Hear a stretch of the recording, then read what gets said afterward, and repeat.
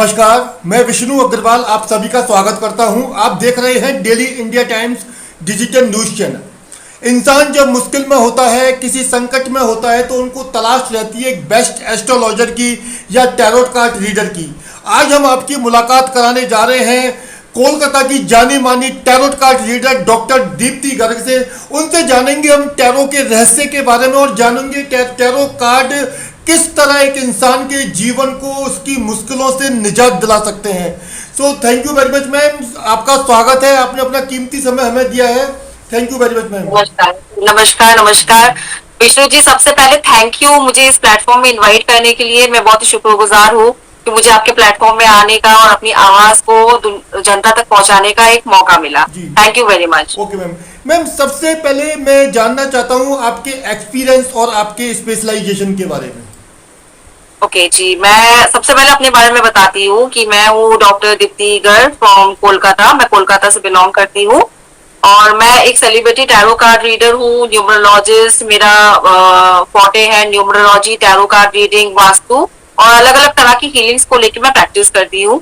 मेरा एक्सपीरियंस इस प्रोफेशन में पिछले 16 साल का है। 16 साल से मैं यहाँ कोलकाता और आसपास के रीजन में लोगों को हेल्प कर रही हूँ, उनको गाइडेंस दे रही हूँ, उनके प्रॉब्लम्स का सॉल्यूशन दे रही हूँ। मैम आपका टैरो को लेकर इंटरेस्ट कैसे हुआ, कैसे आपने ये तय किया कि आपको टैरो रीडर होना है? ओके, ये थोड़ी सी एक स्टोरी है। एक्चुअली मैं पहले कभी भी स्पिरिचुअल लाइन में नहीं थी। मैं कॉमर्स की स्टूडेंट थी और मुझे हमेशा से फाइनेंस और स्टॉक मार्केट इन सारे चीजों में मेरा इंटरेस्ट बहुत था। पर मैं देख रही थी कि इन सारी चीजों में अच्छा नॉलेज रखने के बावजूद भी मैं कहीं पहुंच नहीं पा रही थी। मुझे बहुत बहुत से चैलेंजेस आ रहे थे।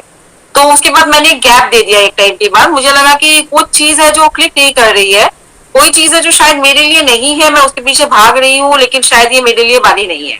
फिर अचानक से ऐसे ही एक्सप्लोर करते करते मुझे, क्योंकि मेरा डेस्टिनी नंबर भी 7 है, तो मुझे एक्सप्लोर करने का बहुत शौक है। एक्सप्लोर करते करते मुझे अचानक एक टैरो कार्ड रीडिंग का कुछ वर्कशॉप दिखा।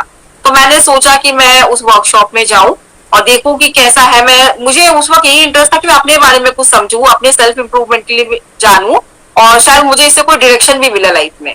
लेकिन जब मैं वर्कशॉप में गई, मुझे मेंटली इतना ज्यादा कनेक्ट हुआ वो वर्कशॉप करने के बाद ही मुझे ये फील हुआ कि शायद मैं इसी के लिए बनी हूँ और शायद यही मेरी जर्नी थी जो अब तक मुझे मिली नहीं थी। तो वो जो इंस्टेंट कनेक्शन होता है ना, जिसको सोल कनेक्शन कहते हैं, वो मुझे उस वक्त फील हुआ वहां। और तभी से मैंने किया और अभी तक वो जर्नी चल रही है। बहुत सारी चीजों के अब तो काफी एड ऑन्स भी हो चुके हैं। मैम आजकल हम देखते हैं कि काफ़ी तेज़ी से लोग टैरोट कार्ड पर भरोसा करने लगे हैं। खासकर जो नई जनरेशन के लोग हैं वो काफ़ी तेज़ी से टैरोट कार्ड की तरफ आ रहे हैं। तो आपसे जानना चाहते हैं मैम कि जो टैरोट कार्ड है ये किस तरह हमारे जीवन को प्रभावित करते हैं? देखिए, एक बात तो मैं कहना चाहूंगी, बीइंग ए टैरो रीडर मैं बायस नहीं हूँ, लेकिन जो मैंने पर्सनली मैं अपने एक्सपीरियंस से फील करती हूँ कि और भी जो पद्धतियां है, जैसे हो गया एस्ट्रोलॉजी, न्यूमरोलॉजी या काफी तरह की रीडिंग मार्केट में है, लेकिन वो सारी रीडिंग एक कैलकुलेशन पे बेस्ड होती है। और टैरो एक ऐसी रीडिंग है जो पूरी की पूरी इंट्यूशन पे ही बेस्ड है। और इंट्यूशन पे बेस्ड होने का मतलब ही है कि किसी एक इंसान की स्पेसिफिक एनर्जी से कनेक्ट करके उसके लाइफ के बारे में आंसर्स देना। इसलिए नए जनरेशन के लोग और ज्यादा अट्रैक्ट हो रहे, क्योंकि एस्ट्रोलॉजी, न्यूमरोलॉजी तो लोग सालों से करवा रहे थे। वो कैलकुलेटिव होने की वजह से कभी वो सही होता है, कभी गलत होता है। मैं किसी को ब्लेम नहीं करूंगी, लेकिन ऐसे बहुत से एस्ट्रोलॉजर्स हैं जिनके फीडबैक्स है कि बताया तो था लेकिन प्रेडिक्शन सही नहीं हुए। तो ये सब इसलिए होता है क्योंकि वो एक सिंपल कैलकुलेशन है कि अगर कोई इस दिन में ही डेट ऑफ बर्थ किसी का है, इसी दिन में पैदा हुआ, इस टाइम पे पैदा हुआ है, तो प्रोबेबिलिटी है कि उसके लाइफ में ये सारे इंसिडेंट्स हो जाएंगे। लेकिन इतने लाखों करोड़ों के आबादी में वो इंसिडेंट हर इंसान की जिंदगी में होना शायद पॉसिबल नहीं है। तो ये स्पेसिफिक नहीं है किसी इंसान के लिए, कोई भी पद्धति हो। लेकिन टैरो हम लोग, क्योंकि अगर आप मेरे पास आओगे तो मैं आप ही की एनर्जी से कनेक्ट करके इंट्यूशन के साथ कार्ड ड्रॉ करूंगी, तो ये कम्प्लीटली आपका ही गाइडेंस मैं दे रही हूँ। इसलिए एक्यूरेसी के चांसेस बहुत हाई हो जाते हैं। और इसलिए आजकल की जो जनरेशन है जो थोड़ा अंधविश्वास कम मानती है, वो ज्यादा इससे कनेक्ट कर पा रही है। मैम टैरोट कार्ड को लेकर एक बड़ा असमंजस या कहें कि लोगों में एक उत्सुकता होती है कि टैरोट कार्ड क्योंकि कलरफुल होते हैं, डिफरेंट टाइप के होते हैं और काफ़ी रहस्यमय होते हैं मैम। तो मैम जब आप किसी का प्रोडक्शन निकाल रहे हैं अपने क्लाइंट का, तो मैं आपसे जी। जानना चाहता हूं कि जो उस पर चित्र जो प्रिंट है, आप उसके हाँ, आधार पर कैसे ये तय करते हैं कि सामने वाले को क्या मैसेज देना है? देखिए सबसे पहले इसमें दो तीन एस्पेक्ट होते हैं, मैं क्लियर करना चाहूंगी। ऑब्वियसली हर कार्ड में कुछ चित्र बने हुए हैं जी और उस चित्र के पीछे कुछ मैसेजेस डिकोडेड है। तो एज अ टैरो रीडर सबसे पहले मुझसे जो क्वेश्चन पूछा गया है क्लाइंट का, तो उस मैसेज को डिकोड करूं। लेकिन कभी कभी क्योंकि हम एक कार्ड नहीं निकालते, हम कॉम्बिनेशन ऑफ कार्ड निकालते हैं जी और कई सारे एस्पेक्ट्स में निकालते हैं, तो कोई जरूरी नहीं है कि जो कार्ड हमने पिक किया वो उसी एस्पेक्ट का है जिस जिस एस्पेक्ट में क्लाइंट ने हमसे क्वेश्चन पूछा है। जी तो वहां कहीं ना कहीं मेरा इंट्यूशन काम करता है, क्योंकि मैंने कहा ही कि ये जो पद्धति है ये पूरी इंट्यूशन पे बेस्ड है, तो जी मेरा इंट्यूशन वहां कहीं ना कहीं काम करता है कि इस क्लाइंट के लिए यही आंसर होना चाहिए। जी तो कार्ड पे जो मैसेजेस छुपे हैं, और मैं आपको बता दूं कि टैरो कार्ड का एक कार्ड, जैसे मैं आपको एक कार्ड दिखा रही जी हूँ, ये कार्ड्स है, जी टैरो के कुछ कार्ड्स है। एक कार्ड के 16 से भी ज्यादा मीनिंग्स होते हैं। ओके तो ये एक कोई आंसर नहीं है जो हम दे देंगे तो नहीं। अकॉर्डिंग टू क्वेश्चन हमें रिलेट करना पड़ता है कि इस क्लाइंट के लिए इसके क्वेश्चन के हिसाब से कौन सा मीनिंग एक्यूरेट जा रहा है। जी तो यहाँ इंट्यूशन का एक बहुत बड़ा रोल है, लेकिन डेफिनेटली ये कार्ड खुद ही बहुत इंट्यूटिव है, इसलिए इसे सीखने में भी ज्यादा प्रॉब्लम नहीं होती। लोग बहुत जल्दी सीख लेते हैं, अडेप्ट कर लेते हैं। क्योंकि अगर आपको इंट्यूशन नहीं भी काम कर रहा है आपका, तो भी अगर आप कार्ड से ही अच्छे से परिचित हो तो आप जी किसी को भी आंसर सही तरीके से दे सकते जी मैम, क्योंकि आप कोलकाता से हैं और कोलकाता भारत में एक ऐसा शहर माना जाता है जो एक ब्रांडेड सिटी है, देखा जाए तो हैं। हिंदुस्तान जी के सबसे पुराने शहरों में गिना जाता है। तो आप क्योंकि कोलकाता से हैं, तो मैं मैक्सिमम जो आपके क्लाइंट हैं जो लोकल कोलकाता से आपके पास आते हैं, तो किस तरह की खास प्रॉब्लम लेकर आते हैं आपके पास? देखिए, आज के जनरेशन का सबसे बड़ा प्रॉब्लम तो रिलेशनशिप प्रॉब्लम है। जी ये एक ऐसा प्रॉब्लम है जिसके लिए इंसान कुछ भी करने को तैयार है। पर वैसे क्लाइंट्स हर तरह के आते हैं, जिनको देखिए मॉनेटरी प्रॉब्लम है, जॉब में प्रमोशन नहीं हो रही है, शादी में रुकावट है, या हस्बैंड वाइफ की रिलेशनशिप सही नहीं चल रहे हैं, बॉयफ्रेंड गर्लफ्रेंड की रिलेशनशिप नहीं चल रहे हैं, यहाँ तक कि कोई हेल्थ इश्यूज है, एंजाइटी है, डिप्रेशन है, इस तरह के इश्यूज का भी सॉल्यूशंस हम हीलिंग में करते हैं। जी तो क्लाइंट आज के डेट में हर तरह की प्रॉब्लम का सॉल्यूशन लेने आते हैं। जी मैम, क्या एक टैरोट का, क्योंकि टैरो रीडर के लिए क्या आध्यात्मिक होना जरूरी होता है, या कोई भी व्यक्ति सीखने के बाद में डायरेक्ट टैरो रीडिंग का प्रोफेशन में आ सकता है? देखिए वैसे तो सीखने के लिए कोई पाबंदी नहीं है, कोई भी सीख सकता है, कोई 10-12 पास भी टैरो रीडिंग सीख सकता है, क्योंकि सीखना बिल्कुल भी मुश्किल नहीं है। लेकिन जैसे कि मैंने कहा कि यहाँ इंट्यूशन का एक बहुत बड़ा रोल है, क्योंकि मेरी ही एनर्जी बैलेंस नहीं रहेगी तो मैं दूसरे को गाइडेंस कैसे दूंगी। यहाँ हम किसी को गाइड कर रहे हैं, किसी के लाइफ का डिसीजन मेकिंग में हेल्प कर रहे हैं, तो ऑब्वियसली थोड़ी सी स्पिरिचुअलिटी अटेन करना जरूरी है। तो हम अपने स्टूडेंट्स को भी बोलते हैं कि एनर्जी को बैलेंस करो, चक्रा बैलेंस करो, मेडिटेशन करो, क्योंकि तुम ही बैलेंस नहीं रहोगे तो आज कोई तुम्हारे पास आ रहा है गाइडेंस के लिए, तुम उसकी रिस्पॉन्सिबिलिटी कैसे लोगे। तो हाँ, कुछ लेवल तक कोई वहम नहीं है, अंधविश्वास नहीं है, कोई रिलीजियस नहीं है कि व्रत पूजा करो, वैसा कोई इसमें ऐसा कोई क्लोज डोर्स नहीं है। लेकिन हाँ, थोड़ा सा इंट्यूटिव होने के लिए मेडिटेशन और बैलेंसिंग जरूरी है। मैम, जैसे अभी आपने रिलेशनशिप के बारे में बात करी अपने लास्ट सवाल जवाब में, तो मैम टैरोट कार्ड में हमने अक्सर कई टैरोट रीडर को देखा है ट्विन फ्लेम कपल के बारे में बात करते हुए। तो हम आपसे जानना चाहते हैं कि what is twin flame couple, twin flame couple journey किस तरह की होती है, और ये किस तरह हमारे जीवन पर प्रभाव डालती है, रिश्तों को जोड़ती है? प्लीज इसके बारे में कंप्लीटली डिस्क्राइब करिए। ओके, तो आपने ट्विन फ्लेम के बारे में क्वेश्चन किया है, तो सबसे पहले तो मैं यही बताना चाहूंगी कि आजकल लोग ट्विन फ्लेम के बारे में काफी सारी बातें कर रहे हैं, काफी सारे रील्स बना रहे हैं, वीडियोस बना रहे हैं, लेकिन इसके वजह से ना लोगों के अंदर एक भ्रम पैदा हो रहा है कि कौन है हमारा ट्विन फ्लेम, अब वो हमारे लाइफ में है कि नहीं। वो हर किसी को ट्विन फ्लेम मान लेते हैं, मेरे पास आके क्वेश्चन करते हैं कि मैम मुझे ये पसंद है, ये मेरा ट्विन फ्लेम है, मुझे ऐसा फील हो रहा है। तो मैं आपसे कहना चाहूंगी कि सबसे पहले समझिए कि ट्विन फ्लेम होता क्या है।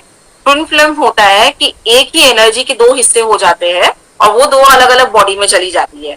तो ये जो दो अलग अलग बॉडी है, दो अलग अलग इंसान है, इनके हॉबीज, इनके रुचि और इनका कैरेक्टराइजेशन सब कुछ मैच करने लगता है, वो आपका ट्विन फ्लेम होता है। ट्विन फ्लेम दुनिया में एक ही होता है आपका, मतलब सोलमेट्स तो बहुत हो सकते हैं पर ट्विन फ्लेम एक ही होता है। पर वो आपके लाइफ में है कि नहीं है, इसको जज करना बहुत मुश्किल है, क्योंकि सबसे पहले तो ये समझना बहुत जरूरी है लोगों के लिए कि कोई भी ऐसे रिलेशनशिप है जैसे सोलमेट हो, ट्विन फ्लेम हो या कार्मिक रिलेशनशिप हो, ये कभी भी हमारे लाइफ में रहने के लिए नहीं आते हैं। ये हमेशा गाइडेंस देने के लिए आते हैं, लेसन लर्न कराने के लिए आते हैं। हमें जो समझना है, हमारी जो अवेकनिंग है वो इनके थ्रू से होती है। तो ये सोचना कि कोई आए मेरे लाइफ में, उससे मेरी शादी हो जाए, वो मेरा ट्विन फ्लेम है, ये कॉन्सेप्ट ही बिल्कुल गलत है। तो वो आपके लाइफ में आएंगे एक अच्छे फ्रेंड की तरह, एक रोमांटिक रिलेशनशिप की तरह आ सकते हैं, लेकिन एक्सपेक्टेशंस रखना वहां हमेशा गलत है। वो मटेरियलाइज हो भी सकता है, नहीं भी हो सकता है। तो ये बहुत बड़ा मैसेज है मैं लोगों को देना चाहती हूँ कि लोग जो कनेक्ट कर लेते हैं किसी के साथ भी कि यही मेरा ट्विन फ्लेम होगा या होगी, ये बहुत गलत कॉन्सेप्ट है और इसको फोकस की ना किया जाए तो ज्यादा अच्छा है। ओके मैम, एक मेरा बड़ा खास सवाल है, क्योंकि टैरोट कार्ड अभी भारत में ट्रेंडिंग में चल रहे हैं और लोगों में काफ़ी उत्सुकता रहती है मैम टैरोट को लेकर। तो मैम टैरो कार्ड की जो पावर है उसको एक ऐसी दुनिया से जोड़ा जाता है जैसे एनर्जी है या डिवाइन एनर्जी है, मतलब या एंजल से जोड़ा जाता है। स्विच वर्ड और एफर्मेशन को एक रेमेडियल पार्ट माना जाता है। मान लीजिए मैम अगर आपका कोई कस्टमर है, क्लाइंट है आपका, और वो आपके पास आता है, वो लाइफ में स्टक है, काफ़ी फाइनेंशियल प्रॉब्लम में है या अदर इश्यूज हैं, ऑब्स्टिकल है लाइफ में, कैसे आप उसके जीवन को बदल सकते हो टैरोट के जरिए? अगर सिर्फ टैरो की बात की जाए तो मैं जैसे बार बार ही कह रही हूँ कि टैरो एक गाइडेंस टूल है। तो टैरो में सबसे पहले हम समझते हैं कि इंसान की प्रॉब्लम क्या है। तो अभी प्रेजेंट सिचुएशन में उसकी जो प्रॉब्लम चल रही है, सबसे पहले हम उसको देख के बताते हैं कि भाई तुम्हारी प्रॉब्लम ये है, तुम इस चीज से गुजर रहे हो। अच्छा, इसका रूट कॉज भी हम निकालते हैं कि ये प्रॉब्लम आज तुम्हारे लाइफ में हुई है तो रीजन क्या है, क्योंकि वो पास्ट से हम कनेक्ट करके निकाल सकते हैं। अब बचता है फ्यूचर। पास्ट उसको बता दिया, प्रेजेंट बता दिया, तो फ्यूचर में क्या पॉसिबिलिटीज है। फॉर एग्जाम्पल, मैं आपको एग्जाम्पल देती हूँ। समझिए किसी को कोई बिजनेस स्टार्ट करना है और वो मेरे पास आता है और ये बंदा ऐसा है जिसको पहले बहुत से बिजनेस लॉस लग चुके हैं। तो वो गाइडेंस के लिए आता है कि मैम देखिए कि इस बिजनेस में मेरा क्या होगा। तो सबसे पहले तो हम उसको ये बताएंगे कि ये बिजनेस आपने सही चुना है कि नहीं चुना है, आपके डेट ऑफ बर्थ के साथ ये मैच कर रहा है कि नहीं। फिर हम ये बताएंगे कि आपने जो किया है अभी तक ये सही है कि नहीं, कि जो शुरू करने के पहले ही जो होमवर्क है वो सही हो पाया है कि नहीं। अब उसके बाद हम फ्यूचर पॉसिबिलिटीज देखेंगे, जिसमें हम देखेंगे कि उसकी प्रॉफिटेबिलिटी दिख रही है कि नहीं, ये बिजनेस उसको सूट कर रहा है कि नहीं, प्रॉफिट अगर होगा तो कब तक होगा, वेटिंग टाइम क्या है, या आगे जाके लॉस ही बना रहेगा, या ट्रैक ही चेंज कर लेना चाहिए। ये सारे ऑप्शंस हम लोग उसके सामने रखते हैं। फिर वो क्या होता है कि उसको गाइडेंस मिलती है तो क्लाइंट को इजी होता है डिसाइड करने में कि आगे बढ़ना है कि नहीं, या बढ़ना है तो इसको मॉडिफाई करे, चेंजेस लाए, अभी से हम कुछ चेंजेस कर दे कि आगे जाके हमें प्रॉब्लम ना हो। तो इस तरह की गाइडेंस से काफी क्लैरिटी मिलती है, बहुत फायदा होता है लोगों को। तो मैम क्या हम ये माने कि टैरोट कार्ड केवल पॉसिबिलिटीज दिखाते हैं या प्रॉपर वे में मार्गदर्शन करते हैं? देखिए, मार्गदर्शन तो करते ही है, क्योंकि मैं तो बोलती हूँ कि 100 या 200% एक्यूरेट है। लेकिन पॉसिबिलिटीज इसलिए दिखाते हैं हम लोग क्योंकि हम नहीं चाहते कि कोई इंसान नेगेटिव हो, क्योंकि कोई भी इंसान अपने लाइफ में कोशिश करके चीजों को बदलता है।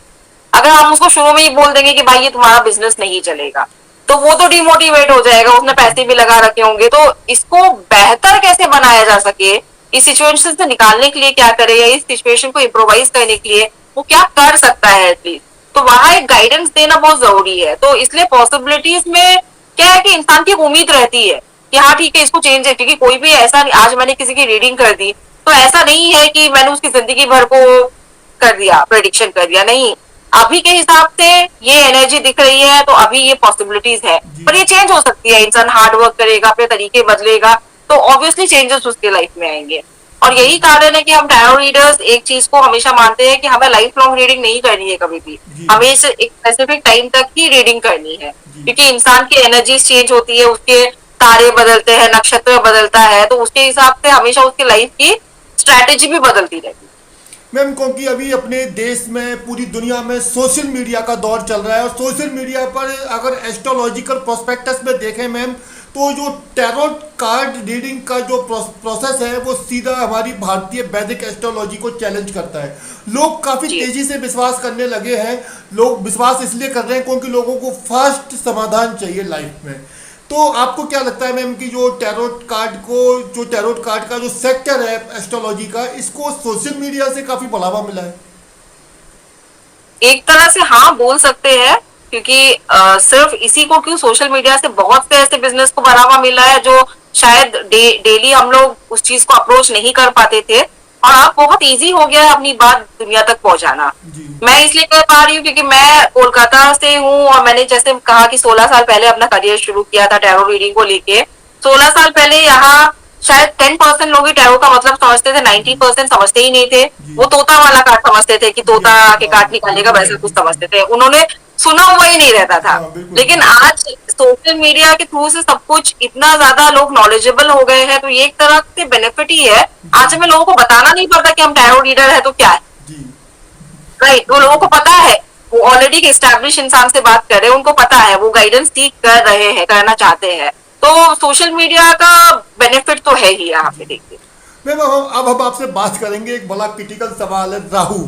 मैम राहु को जैसे सोशल मीडिया पर हम किसी स्पेसिफिक एस्ट्रोलॉजर को टारगेट नहीं कर रहे, लेकिन जो मैक्सिमम जो एस्ट्रोलॉजर हैं, मैक्सिमम एस्ट्रोलॉजर, चाहे वो टैरो रीडर हैं, न्यूमरोलॉजिस्ट हैं, एस्ट्रोलॉजर हैं, सभी ने मैम सोशल मीडिया पर एक हमला बोल रखा है एक प्लेनेट पर जिसका नाम है राहु, और उन सब ने राहु को लाइफ की बर्बादी के लिए ब्लेम बना दिया है। क्या आपको लगता है कि क्या अकेला राहु पूरे जीवन को प्रभावित करता है, अदर कोई ग्रह का इतना बड़ा रोल नहीं? राहु प्रभावित तो करता है, पर जिस तरह से लोगों ने बोल रखा है, मुझे नहीं लगता है कि उस तरह से। जी देखिए, एक ही ग्रह में हर तरह के लोग हैं। ऐसे लोग हैं जो अभी सक्सेसफुल है, बहुत ज्यादा सक्सेसफुल है। ऐसे लोग हैं जो अभी मीडियम में चल रहे हैं, ऐसे लोग हैं जो डाउनफॉल की तरफ है। तो अगर एक ही ग्रह में अभी राहु का प्रभाव ज्यादा है, तो सक्सेसफुल लोगों पे क्यों नहीं इफेक्ट कर रहा है? सब उन्हीं लोगों पे इफेक्ट क्यों कर रहा है? हम उन्हीं लोगों को सुनाते हैं जो कहीं ना कहीं डाउनफॉल फेस कर रहे हैं, चैलेंजेस फेस कर रहे हैं, स्ट्रगल फेस कर रहे हैं। तो जो अच्छा कर रहे हैं उनका क्या, राहु तो उनपे भी असर कर ही रहा होगा। जी तो देखिए, मैं स्ट्रिक्टली ये मानती हूँ, कुछ हद तक तो ये ग्रह नक्षत्र में मानती हूँ, जी 25 to 30%, मुझसे अगर फ्रैंकली पूछ लीजिए। सारा चीज हमारे कर्मा पे बेस्ड है। जी अगर हमारा कर्मा सही है, अगर हमारी डेस्टिनी है कि हमें ये चीज लाइफ में होनी है या नहीं होनी है, तो वो हमारी सफरिंग होगी ही। हाँ, उस सफरिंग को कम करने के लिए हमें अभी अपने कर्मा को सुधारना है, तो वो सफरिंग हमारी कहीं ना कहीं कम पेन देगी, कम चैलेंजेस देगी, वो कहीं ना कहीं कंट्रोल होती रहेगी। जी तो इसलिए ही बहुत जरूरी है ये बताना कि भाई राहु का दोष चल रहा है तो तुम ये करो। उस बहाने लोग थोड़ा सा दान पुण्य चैरिटी कर भी लेते हैं, कुछ अच्छा काम कर लेते हैं, अपना तरीका सुधार लेते हैं। तो वो भी एक गाइडेंस ही हुआ एक तरीके से। बट पूरा पूरी ये ब्लेम कर देना कि राहु की वजह से ये सब कुछ हो रहा है, ऐसा कुछ नहीं है। राहु भी, शनि भी अच्छा भी देता है, बुरा भी देता है, सब कुछ देता है। जी। मैम जी। जो यंगर हैं, मतलब चाहे वो गर्ल्स हैं बॉयज हैं, जो यंगर मतलब एक तरह से मान लीजिए कोई बॉयफ्रेंड गर्लफ्रेंड है, लोग टैरोट को इस तरह, टैरोट के प्रति जो लोगों में रुझान है, क्या उसका कारण ये भी माना जाए कि जैसे उनके लव अफेयर है, उनके पर्सनल रिलेशनशिप है, जो यंग कपल है, तो वो क्या इस वजह से भी ज़्यादा टैरोट को लेकर ज़्यादा वो इंटरेस्टेड हो रहे हैं? जी, एक कारण तो है ही बिल्कुल, क्योंकि मैंने कहा ना कि इसमें काफी क्लैरिटी मिलती है चीजों को लेके, और किसी स्पेसिफिक इंसान की एनर्जी से कनेक्ट करके उसी के बारे में सिर्फ जानना, जो एक्चुअली एस्ट्रोलॉजी में पॉसिबल नहीं है। अब आप एस्ट्रोलॉजर को जाके पूछोगे कि मेरे बॉयफ्रेंड का किसी और से कोई एक्स्ट्रा मैरिटल चल रहा है या ऐसा कुछ, जी तो वो कुछ हाँ ना में आपको जवाब देंगे, वो कुछ ग्रहों के हिसाब से बता देंगे कि हाँ इस ग्रह में ये है तो हो सकता है कि हो। जी लेकिन टैरो में हम इसको पूरे एक्यूरेसी के साथ भी बता सकते हैं कि हाँ है या नहीं है, जी पूरे एक्यूरेसी के साथ। तो यहाँ एक बेनिफिट तो है ही ना क्लाइंट को कि हाँ उसको क्लैरिटी मिला, कोई शादी करने जा रही है, उस लड़की को ही जानना है कि उसका हस्बैंड, होने वाला हस्बैंड कैसा है, तो एक क्लैरिटी लेना है। उसके मन में अगर कोई डाउट है, अगर मैंने कार्ड निकाल के बोल दिया कि नहीं भाई ऐसा कुछ नहीं है, तुम्हारा शक है, तो उसको एक क्लैरिटी मिली ना, उसको अच्छा कुछ बेनिफिट मिला। जी मैम। और यही कारण है कि लोग बहुत ज्यादा अट्रैक्ट भी हो रहे हैं कि उन्हें उन्हें लगता है कि क्लैरिटी एक्चुअली उनको इसी से मिल सकती है। मैम अगर मान लीजिए कोई एक व्यक्ति दो टैरोट कार्ड रीडर के पास जाता है, सेम क्वेश्चंस को लेके जाता है, तो मैम क्या कारण है? मैम ये बड़ा एक दुविधा का कारण है कि एक ही व्यक्ति को एक सवाल के लिए दो टैरोट रीडर दो अलग अलग जवाब क्यों देते हैं? मुझे नहीं लगता कि दो अलग अलग जवाब मिलने चाहिए। जेन्युइनिटी से अगर देखा जाए तो जवाब एक ही आना चाहिए। लेकिन मैंने खुद ये विटनेस किया है, बहुत से ऐसे प्लेटफॉर्म्स है जिसमें टैरो रीडर्स अवेलेबल है, और एक ही बंदा, एक ही बंदी हर टैरो रीडर को फोन कर रहा है। क्योंकि मैं भी बहुत समय पहले एक प्लेटफॉर्म में जुड़ी हुई थी अपने करियर के स्टार्टिंग में, तो मैंने देखा कि जो मुझे फोन कर रहा है वो थोड़ी देर बाद किसी और को 5-5 मिनट में इस तरह से 10-20 लोगों को वो कंसल्ट कर रहा है। जी तो उससे क्या हो रहा है, उसकी अपनी एनर्जी खराब हो रही है। जी वो एक टाइम पे कितने लोगों से कनेक्ट कर रहा है, तो उसकी एनर्जी अगर इतनी डिस्टर्ब है तो वहां से आंसर आंसर तो उसके अंदर से ही आना है। कैसे आएगा, तो गलत ही आएगा ना, कोई हाँ बोलेगा कोई ना बोलेगा। इसलिए रिकमेंडेड है कि आप किसी रीडर से अगर लेते हो रीडिंग, तो एक टाइम पे लो, कम से कम एक हफ्ते का गैप लेके दूसरा रीडिंग लो। अगर दूसरे रीडर से भी लेना है, यहाँ तक कि सेम रीडर से भी अगर आपको रीडिंग लेनी है तो एक हफ्ते का गैप दो।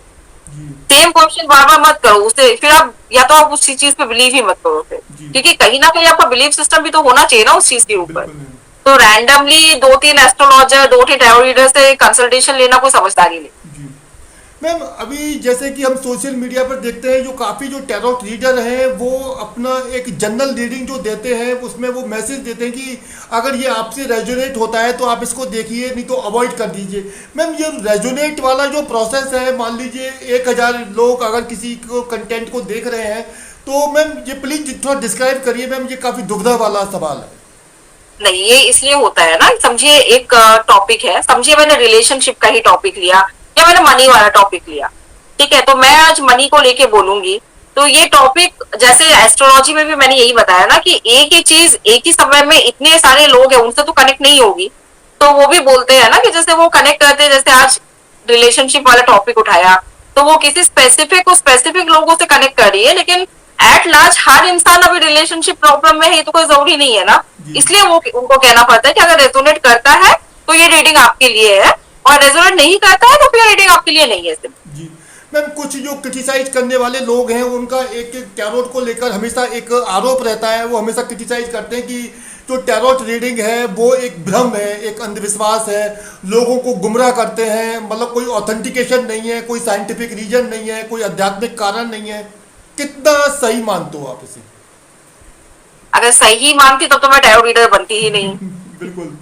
और यहाँ भ्रम तो सब कुछ है दुनिया में, भगवान का होना भी तो भ्रम ही है। हम एक मूर्ति के सामने जाके पूजा करते हैं, कोई दिख नहीं रहा है, एक एनर्जी की पूजा कर रहे हैं, तो विश्वास पे ही तो कर रहे हैं ना, एक बिल्कुल। फेथ है, एक बिलीफ सिस्टम के ऊपर ही करते हैं।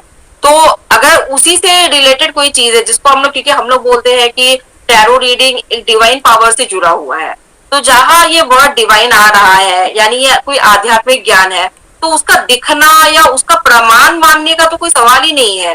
जो इससे सेटिस्फाइड है वो है, जिनको रिजल्ट मिल रहा है। मेरे ऐसे क्लाइंट से 12-12 साल से मेरे साथ जुड़े हुए हैं। जी अगर एक भी प्रेडिक्शन रॉन्ग हो जाता कहीं ना कहीं, तो वो दोबारा मेरे पास आते क्या, नहीं आते। तो यही है कि ये बिलीफ सिस्टम के ऊपर ही है, अगर आप बिलीव करोगे तो आपको रिजल्ट मिलेगा।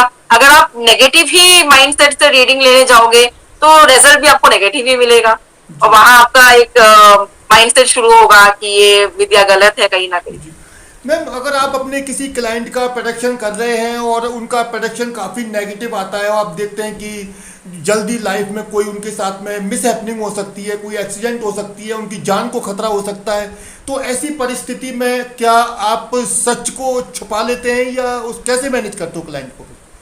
नहीं, सच को छुपाना तो मैं उचित नहीं समझती हूँ, क्योंकि अगर मुझे उसको गाइडेंस देनी है, अगर मैं उसको सही गाइडेंस नहीं दूंगी तो वो इंसान सावधान नहीं होगा। समझिए मुझे दिख रहा है कि सामने कोई एक्सीडेंट होने वाला है, या बिजनेस लॉस होने वाला है, या कोई ह्यूमन लॉस होने वाला है, या किसी से धोखा मिलने वाला है, तो अगर मैं उस चीज को हाइड करूंगी तो वो आदमी उसके लिए प्रिपेयर्ड नहीं हो पाएगा कभी भी, क्योंकि जो होना है वो तो ऐसे भी होगा। अगर मुझे नेगेटिव दिख रहा है तो मुझे उसको बताना पड़ेगा कि ये नेगेटिव सिचुएशन है। एटलीस्ट आदमी मेंटली प्रिपेयर्ड हो जाता है, उसको जी सोचने का तरीका पहले से, जो उस वक्त उसके साथ कुछ नेगेटिव होगा तो शायद वो सोच नहीं पाएगा, आज वो मेंटली प्रिपेयर्ड हो जाएगा तो अपने आप को रेडी कर लेगा कि मुझे आने वाली सिचुएशन में क्या करना है। और मैम हाँ, मैं डिमोटिवेट नहीं करना चाहूंगी किसी को, लेकिन मतलब नेगेटिव बता के भी उसको कैसे उससे निकलना है इसके लिए गाइडेंस दूंगी। लेकिन अगर मैं सच ही नहीं बताऊंगी, जैसे मेरे पास आते हैं कोई हॉस्पिटलाइज्ड है तो बोलते हैं कि देखिए कि ये कैसे सरवाइव करेंगे या नहीं करेंगे, तो जब मुझे नहीं दिखता है सर्वाइवल का तो मुझे तो उनको बोलना ही पड़ेगा ना। अब उसके बावजूद भी लोग इंसिस्ट करते हैं कि नहीं आपको हीलिंग्स कीजिए जिनसे जिससे कि इनकी एनर्जी ठीक हो जाए, हेल्थ ठीक हो जाए, लेकिन ये मुझे पता है कि जो दिख रहा है नहीं है। तो जब मैंने उनको बोल दिया कि, और उसके बाद डेथ हो गई, तो वो भी सेटिस्फाइड हो गया ना कि हाँ मैम ने तो बोला ही था ऐसा होगा। और अगर मैं उनको बोल दूं कि नहीं नहीं मैं तो हीलिंग करके ठीक कर दूंगी और उसके बाद डेथ हो गई, तो फिर मेरी ही बात गलत हो जाएगी ना। बिल्कुल मैम। तो हमेशा मतलब जेन्युइनिटी रखना बहुत जरूरी है इस मामले में।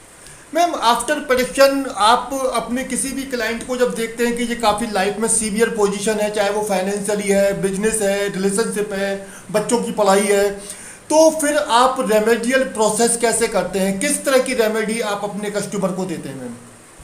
देखिए बहुत तरह की रेमेडीज है। एक तो मैं न्यूमरोलॉजिस्ट भी हूँ, इसलिए मैं मिक्स रेमेडीज देती हूँ। मैं पहले उनका न्यूमरोलॉजी भी चेक करती हूँ, उनके वास्तु पे भी वर्क करती हूँ कि कहीं घर की एनर्जी में कोई प्रॉब्लम है, उनकी अपनी कोई एनर्जी में प्रॉब्लम है तो उनकी एनर्जी हीलिंग, और फिर कुछ क्रिस्टल्स की मदद से उनकी एनर्जी, अलग अलग तरह की रेमेडीज जिसको जो चाहिए उसके हिसाब से। उसके साथ ही मैं उनको कुछ एफर्मेशन देती हूँ, जी। कुछ फॉरगिवनेस जो जो उनकी इंटरनल हीलिंग करे, उनकी सोल लेवल में हीलिंग करने के लिए। क्योंकि अल्टीमेटली कोई प्रॉब्लम कोई इंसान फेस कर रहा है तो कहीं ना कहीं उसका एक पैटर्न क्रिएटेड है जी। जिसकी वजह से वो ये फेस कर रहा है, तो उस पैटर्न को भी तोड़ना बहुत जरूरी है। जी। तो पैटर्न ब्रेक करने के लिए अंदर से कुछ हीलिंग्स करना बहुत जरूरी है, जो क्लाइंट खुद उस चीज को बोलेगा, लिखेगा, करेगा, तो वो होता है उसके लिए, फिर काम मैम करता है। अभी जैसे आपने एफर्मेशन की बात की मैम, क्या ये एफर्मेशन और स्विच वर्ड, क्योंकि इनको टैरोट का मेन पार्ट माना जाता है रेमेडियल प्रोसेस में, तो क्या जी ये नहीं, एफर्मेशन स्विच वर्ड रियल में वर्क करते हैं ma'am? Affirmation switch word work करते हैं लेकिन सबके लिए इक्वली वर्क करे कोई जरूरी नहीं है। सबसे पहले तो टैरो से जुड़ा हुआ नहीं, जी। इनको एक साथ जोड़ा गया है, क्योंकि आज मैं टैरो रीडर हूँ तो मैं डेफिनेटली रेमेडी के लिए कुछ तो करूंगी, तो जी। मैं भी कुछ करती हूँ, कोई और जो स्विच वर्ड से वर्क कर रहा है वो स्विच वर्ड दे रहा है, इस तरह से सब रिजॉइन किए हुए हैं पर डायरेक्टली कनेक्टेड टैरो से नहीं है। और दूसरी बात ये है कि किसी के लिए वर्क करती है, किसी के लिए नहीं करती है, depending on person to person and situation to situation. Ma'am अगर कोई सीवियर फाइनेंशियल प्रॉब्लम में हो, मनी की इश्यूज हो, तो क्या बेस्ट रेमेडी आप अपने क्लाइंट को दोगे? ओके, सीवियर मनी प्रॉब्लम में है तो ये भी बड़ा चैलेंजिंग क्वेश्चन है, क्योंकि ये भी पर्सन टू पर्सन ही डिपेंड करता है। जी। बट डेफिनेटली मैं उसको कुछ मनी रिलेटेड एफर्मेशंस करने बोलूंगी, ये बहुत वर्क करता है। क्योंकि सबसे पहले अगर मनी की प्रॉब्लम किसी को है तो यानी कहीं ना कहीं उसका मनी माइंडसेट जो है वो ठीक करना बहुत जरूरी है, तो उसको काउंसलिंग की भी जरूरत होती है मनी से रिलेटेड। वो पॉवर्टी माइंडसेट से ऑपरेट कर रहा है, वो अबंडेंस माइंडसेट से ऑपरेट ही नहीं कर रहा है, तो वहां उसकी थोड़ी सी काउंसलिंग करके उसको एफर्मेशंस बोलूंगी लिखने के लिए, जिससे उसका मनी डोर खुले, उसके मनी के जो ब्लॉकेजेस है वो ओपन हो। जी। सबसे इजी ऑप्शन यही है। उसके बाद कुछ बहुत से ऐसे छोटी छोटी रिचुअल्स होते हैं जो करने से क्लाइंट को रिजल्ट मिल जाए। जी। मैम अब हम चाहेंगे कि, क्योंकि अभी हमारा देश, भारत देश काफ़ी सारी मुश्किलों से, चैलेंजेस से गुजर रहा है। अभी 20 जुलाई को ही दिल्ली में एक बहुत बड़ा प्रोटेस्ट चल रहा है, काफ़ी हंगामा वहाँ हुआ है, पॉलिटिकल हंगामा देखने को मिल रहा है। जैन जी एकदम से दिल्ली में अटैकिंग मोड पे है, तो हम कुछ कार्ड से हम डायरेक्ट चाहेंगे कि आप उसका रिजल्ट हमें बताएं मैम।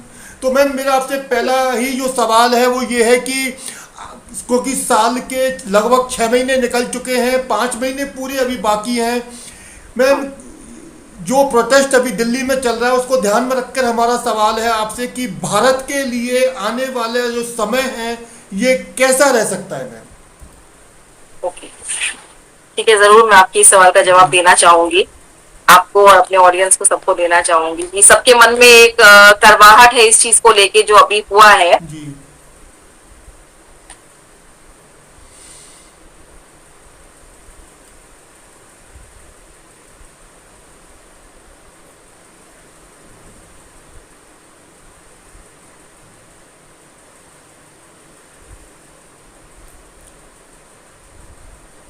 ओके, 3 कार्ड्स आए हैं यहाँ पे, मैं आपको जी। दिखाना चाहूंगी। ये 3 कार्ड्स आए हैं, ठीक है। तो एक तो मैं आपको बताना चाहूंगी कि इसमें कुछ मिक्स रिजल्ट्स आए हैं। सबसे पहले कि अभी जो सिचुएशन चल रही है इंडिया में कि ऐसी चीजें हो रही है या होंगी आगे जाके भी, कि काम तो होगा, डेवलपमेंट की तरफ काम होगा, लेकिन काम का क्रेडिट कोई और ले जाएगा। जी। ठीक है, मतलब शायद जो काम हो रहा है, गवर्नमेंट कर रही है, उसका रिजल्ट लोगों तक पहुंचने के बाद भी लोग नाराज हो जा रहे हैं, उनको लग रहा है कि काम नहीं हो रहा है ठीक से, या किसी दूसरे के एफर्ट से हो रहा है, ये सारी चीजें देखने को मिलेगी। छोटे छोटे चीजों से लोग संतुष्ट होंगे, लेकिन जब बड़ा मुद्दा आएगा तब लोग नाराज होते नजर आएंगे कहीं ना कहीं, क्योंकि अपोजिशन भी काफी सारा है और लोग कभी इसकी बात सुनते हैं, कभी उसकी बातों में चले जाते हैं। तो छोटे छोटे चीजों में तो डेफिनेटली लोगों को खुशी होगी कि हाँ गवर्नमेंट कुछ कर रही है, लेकिन जब बड़े मुद्दे आएंगे वहां कहीं कहीं नाराजगी जताई जाएगी। और एक चेंज का इंतजार अभी भी लोगों में है, दिख रहा है कि किसी चीज का वेट हो रहा है। लोग सोच रहे हैं, अभी भी इंडिया के लोग सोच रहे हैं कि नहीं ये भी सेटिस्फैक्ट्री नहीं है, इससे भी बेटर कुछ मिलना चाहिए।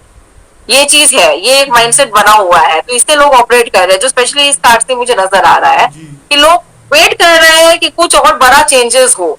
तो अब वो या तो हमारे मोदी जी लाए, या कहीं और से लोगों को अगर कोई उम्मीद की किरण दिखेगी तो डेफिनेटली लोगों का खिंचाव उस तरफ हो भी सकता है। जी तो अगर हमारी गवर्नमेंट ही वो चेंजेस लोगों को सेटिस्फैक्ट्री देती है तो डेफिनेटली एक अच्छा मूवमेंट दिख रहा है।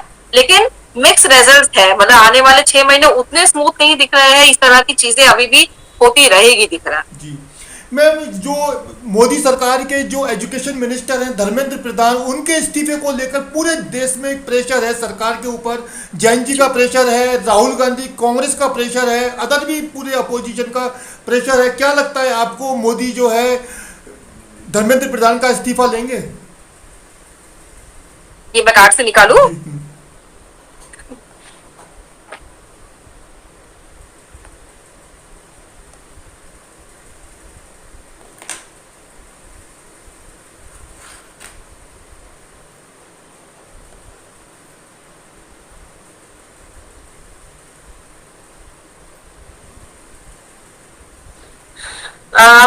बहुत चैलेंजिंग क्वेश्चन आपने किया है, लेकिन कार्ड तो एम्परर का आ रहा है, ये कार्ड होता है डोमिनेशन का। तो कहीं ना कहीं लग तो रहा है कि हाँ एक समय पे जाके इस्तीफा लेने के चांसेस दिख रहे हैं। जी ठीक है, क्योंकि शायद आज की डिमांड यही है, तो कहीं ना कहीं मोदी जी को भी समझ में आएगा। जी और मैं किसी एक इंसान को दोष नहीं देती हूँ, अगर आज कोई भी पेपर लीक होता है या कोई भी ऐसी घटना होती है, कोई एक इंसान रिस्पॉन्सिबल नहीं है, पूरा सिस्टम रिस्पॉन्सिबल होता है। जी लेकिन हाँ जो पोजीशन में होता है फेस उसी को करना पड़ता है, तो कहीं ना कहीं हाँ हो सकता है इस्तीफा जैसी चीजें हो, मुझे भी लग रहा है। बाकी आगे देखते हैं क्या होता है। जी मैम, एक मेरा खास सवाल है आपसे, प्रधानमंत्री नरेंद्र मोदी के बारे में एक सवाल है। इंडिया के जो कई बड़े एस्ट्रोलॉजर हैं, हम किसी का नाम नहीं ले रहे, उनका ये दावा है कि प्रधानमंत्री नरेंद्र मोदी अपना ये कार्यकाल पूरा नहीं करेंगे और नेक्स्ट ईयर 2027 में वो प्रधानमंत्री पद से हट जाएंगे। कितना दम लगता है आपको? ठीक है, ये भी चेक कर लेते हैं।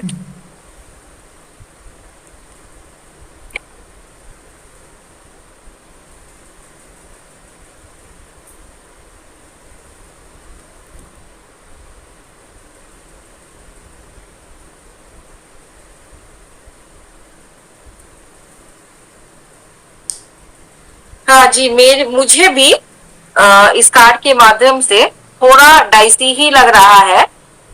लेकिन ये 100% नेगेटिव कार्ड नहीं है, तो इसमें मैं यही बोलूंगी कि अगर सब कुछ ठीक ठाक चला तो चांसेस फिर भी है, जो कि 100% नहीं है कि वो शायद अपना कार्यकाल पूरा करेंगे, मुझे भी ऐसा ही लग रहा है। लेकिन अगर चीजें अभी से सही तरीके से मटेरियलाइज होना शुरू हो, लोग सेटिस्फाइड हो, तो डेफिनेटली रिजल्ट्स तो आएंगे ही। जी तो यहाँ मतलब इन कंसिडरेशन उन लोग को भी लेना चाहिए कि क्या करने से लोग नाराज ना हो और सत्ता हमारी तरफ हो, ये जी उनको भी एक कंसिडरेशन में लेना चाहिए। जी बजाय इसके कि सिर्फ एक तरफ होके सोचे, ये ऑल ओवर अगर मास में सोचा जाएगा तो शायद ज्यादा अच्छा हो। एक हमारा लास्ट सवाल हम आपसे कार्ड के जरिए लेंगे मैम, क्योंकि देश दुनिया में इस समय ईरान और अमेरिका का जो युद्ध है वो मैम काफ़ी अप डाउन दौर से गुजर रहा है। मतलब पल में माशा पल में तोला हो रहा है। डोनाल्ड ट्रंप कभी भी अपने किसी एक ट्रैक पर टिकते नहीं है। क्या लगता है आपको, जो ये अमेरिका का और जो ईरान का जो युद्ध है मैम, क्या संभावनाएं नजर आती हैं, ये कब थमेगा?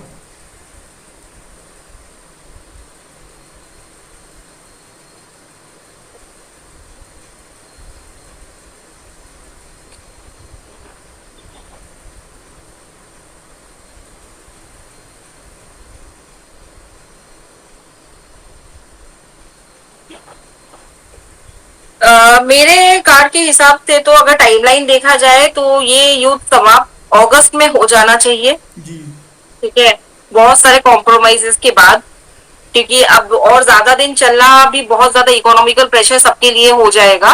तो बहुत सारे कॉम्प्रोमाइजेस को अगर मद्देनजर रखा जाए तो मेरे ख्याल से कहीं ना कहीं दोनों तरफ झुकाव होगा, और अगस्त एंड के तरफ में शायद हो जाना चाहिए सेटल। ओके मैम, मेरा आपसे एक सवाल है, आपसे निजी तौर पर जुड़ा हुआ सवाल है कि आपने खुद को क्या मुकाम आपने रखा है अपनी लाइफ में, क्या लक्ष्य आपने तय किया है कि as a tarot reader, as a numerologist आपको ये मुकाम हासिल करना है?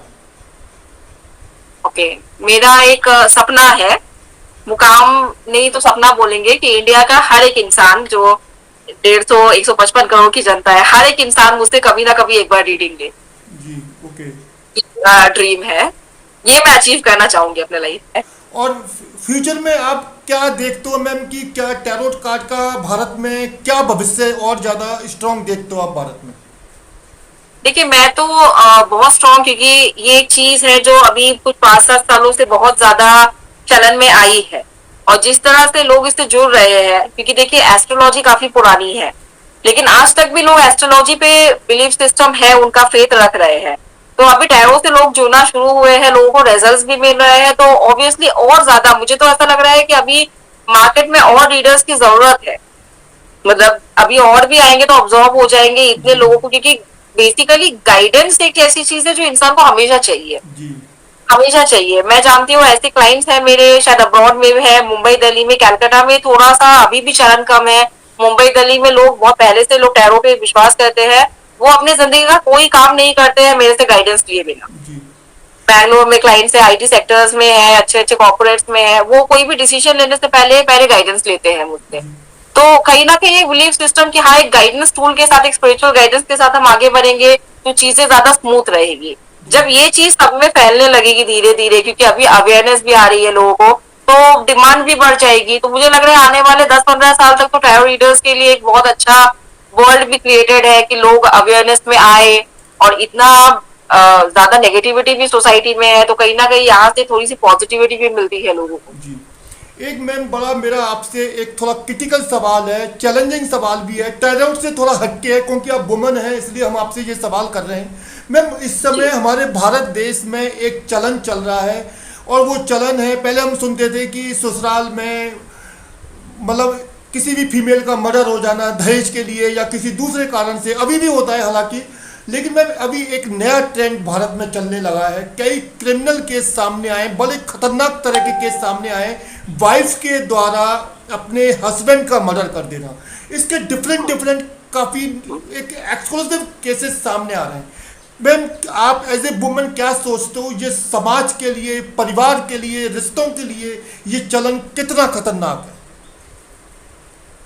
देखिए, पहले जब ये चीज एक तरफा थी, कि जब वुमेन सफर कर रही थी और मेल्स डोमिनेट कर रहे थे, तब क्योंकि एक तरफा थी, तब भी लोगों में एक विश्वास कायम था कि जी, चलो, लोग मर्दों पे विश्वास नहीं करते थे, औरतों पे विश्वास करते थे।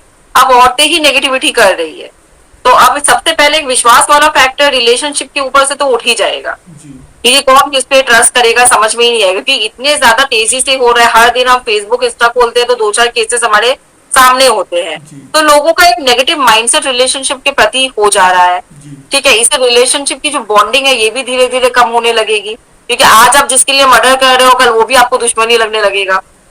ठीक है, यू कैनॉट जज ना कि कौन नेगेटिव पहले हो रहा है। जी, तो रिश्तों की जो बॉन्डिंग है उसमें भी फर्क आएगा।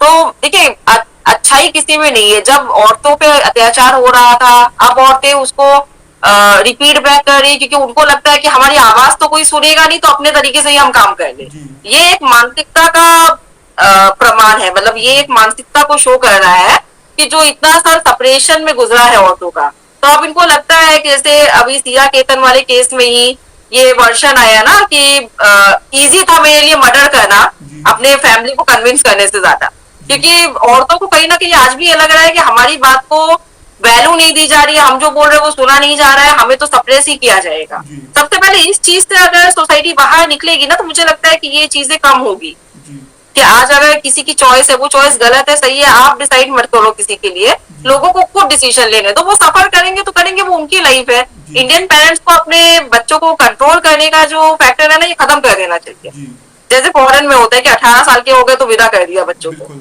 ये अब इंडिया में भी लागू हो जाना चाहिए मेरे जी, ख्याल से। तभी जाके हम लोग थोड़े अच्छे रिलेशनशिप बना पाएंगे, वैल्यू कर पाएंगे एक दूसरे को, और पार्टनर सही है कि नहीं उसकी समझ में इंसान को तभी आ जाएगी। जी। मैम अगर आपसे इंडिया में कहीं भी कोई एक क्लाइंट है, वो अगर आपसे कंसल्टेशन लेना चाहता है, मान लीजिए दिल्ली, मुंबई, जयपुर, राजस्थान में, कहीं भी नॉर्थ इंडिया में, तो क्या प्रोसेस रहता है मैम? कैसे लोग आपसे कांटेक्ट कर सकते हैं? लोग मुझसे कनेक्ट कर सकते हैं मेरे ईमेल के थ्रू से, मेरे वेबसाइट है, फेसबुक लिंक है, बायो मैं फेसबुक लिंक है, इंस्टाग्राम, कहीं से भी मुझसे कनेक्ट कर सकते हैं, जी या मेरा डायरेक्ट नंबर पे भी मुझे कांटेक्ट करके अपॉइंटमेंट बुक कर जी। सकते हैं। अब मैम मेरा एक आपसे लास्ट सवाल है मैम कि मैं चाहता हूं कि आप हमारे व्यूअर को 5 ऐसे टिप्स दें जो उनकी लाइफ को हेल्दी बना दें, वेल्दी बना दें और उनके जीवन में जो मुश्किलें हैं, जो ऑब्स्टिकल हैं, जो स्टक लाइफ है वो दूर हो जाए मैम। ओके, ठीक है। जी ठीक है, सबसे पहले तो मैं अपने व्यूअर्स को ये बोलना चाहूंगी कि आपकी देखिए अच्छाई बुराई लाइफ में आती रहती है। किसी की लाइफ एक जैसी नहीं रहती, स्मूथ नहीं रहती। आज दुख है तो कल सुख होगा, आज सुख है तो कल दुख होगा। तो जब आप अच्छे समय पे एंजॉय करते हैं तो आप बुरे समय पे जरूरत से ज्यादा डिप्रेस मत होइए, क्योंकि आपको ये समझना चाहिए कि ये टाइम जो है ये टेम्पररी है, कोई चीज हमेशा नहीं रहती है। आज बड़े से बड़ा हादसा भी हो, इंसान उसको उभरता है। वक्त हर चीज तो भर देता है, हर मरहम भर देता है।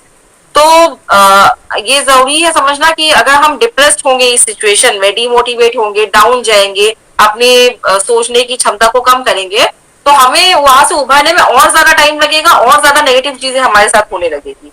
तो इस नेगेटिविटी को रिवर्स करने का तरीका ये है कि जब आपके साथ कुछ नेगेटिव हो तो आप अंदर से पॉजिटिव रहिए, जी क्योंकि अगर आप अंदर से पॉजिटिव है कि बाहर की नेगेटिविटी आपको इफेक्ट नहीं करेगी। जी ये एक मैसेज है सबके लिए। दूसरी बात है कि कम्युनिकेशन बहुत इंपॉर्टेंट होता है लाइफ में। आजकल हम लोग बात कम करते हैं, मोबाइल पे टाइम ज्यादा देते जी हैं। हम अपने माँ बाप से बात नहीं कर रहे, भाई बहनों से बात नहीं कर रहे हैं, क्योंकि हमें लगता है कि अगर किसी से थोड़ा सा भी मनमुटाव हो गया तो हम मोबाइल देख के अपना एंटरटेन कर लेंगे, जी एंटरटेनमेंट कर लेंगे। ठीक है, ये एक जरिया बन गया है एंटरटेनमें का कि ये सबको एक मेंटल सपोर्ट दे रहा है, लेकिन ये हमारे रिश्तों को कम कर रहा है कहीं ना जी कहीं। तो मुझे लगता है पहले जमाने में जैसे हम लोग वीक में भी एक दिन टाइम निकाले, कुछ घंटे निकाले कि सब फैमिली को ही टाइम दे उनके साथ। पहले जमाने में हम लोग पिकनिक मनाने जाते थे, घूमने चले जाते थे पार्क में। उस कल्चर को दोबारा लाए अपने लाइफ में, तो उससे क्या है कि आपकी प्रेम बढ़ेगा, कम्युनिकेशन बढ़ेगा, प्रॉब्लम्स कम होंगी। क्योंकि लोग क्या करते हैं ना, बताते ही नहीं है अपने प्रॉब्लम, जी अंदर अंदर घुट जाते हैं और फिर अचानक कोई ड्रास्टिक स्टेप ले लेते हैं। अगर किसी के साथ कोई प्रॉब्लम है तो वो भी आप शेयर करो, उसको बोलो कि भाई मुझे तुम्हारी इस चीज से प्रॉब्लम है। जी अगर बोलोगे ही नहीं तो उसको पता ही नहीं चलेगा ना कि उसके अंदर प्रॉब्लम है, तो वो सुधार कैसे लाएगा। जी लोग सोचते हैं कि बुरा मान जाएगा, तो आप अल्टीमेटली बुरा ही कर रहे हैं। जी आप उसको बोलो, स्ट्रेट फॉरवर्ड बनो, प्रॉब्लम बताओ, तो प्रॉब्लम बताने से प्रॉब्लम का सॉल्यूशन निकलता है। जी इसके अलावा एक और मैसेज देना चाहूंगी, डिमोटिवेशन का मैंने दे दिया, जी रिलेशनशिप कम्युनिकेशन के बारे में दे दिया। और एक चीज, फोकस। आप कोई भी काम करते हो शिद्दत से करो, चाहे वो अगर आप बिजनेस करना चाह रहे हो। आजकल लोग ना बहुत फ्रिकल माइंडेड हो गए हैं जी कि कोई भी काम करते हैं, थोड़ा सा चैलेंजेस आता है छोड़ देते हैं, कुछ और स्विच कर लेते हैं।